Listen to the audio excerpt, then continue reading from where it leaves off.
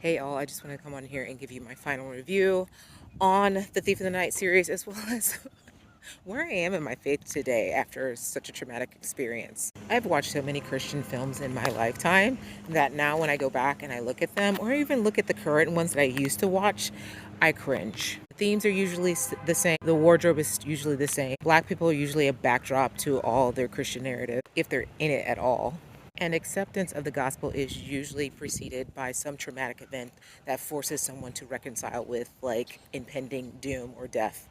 The only Christian film that I have personally liked over the years has been the Chosen series, even though I think the fans of that have formed their own little cult. Anyway, I think that Dallas Jenkins has done a pretty good job of film and content and dialogue and actually representing women really well, and also having conversations somewhat regarding race without regarding race, because race would not have been a thing back then. But it's, anyway, I digress. A Thief in the Night. I think what's different about Thief in the Night in regards to all the other Christian films that I have watched over the years is the horror element, and it really drives home the narrative that I feel like oftentimes Christian theology really pushes, which is fear. It's like they were trying to take it back to Jonathan Edwards' sinners in the hands of an angry God kind of mentality to scare people into accepting Jesus as their personal Lord and Savior.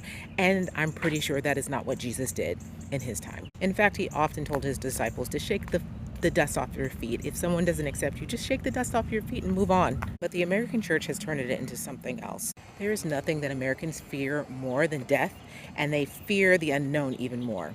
They want to be sure of everything. They want to be in control of everything. And how do you control that? That by accepting A, you can avoid B. And that seems to have become the crux of Christianity. Avoidance. Because I'm a Christian, I get to avoid the tribulation. Because I'm a Christian, I get to avoid eternal damnation. Because I'm a Christian, I can avoid having conversations about justice and equality, because we're all on the same team here. Because I'm a Christian, I can avoid making any real changes in my life because of the fact that Jesus has already washed away all of my sins and I have been forgiven and set free. And while all this stuff may have worked when I was 5, 6, and 7 years old and scared the bejesus out of me, I am an adult now and don't really want to inhale poison anymore. So where's my faith today? It's not hinged on some escapism, nihilism theology. It's rooted in a love that wants to care for my community no matter what side they're on. Rooted in a mindset that says, hey, I need to leave this world better than I left it. Not rooted in fear.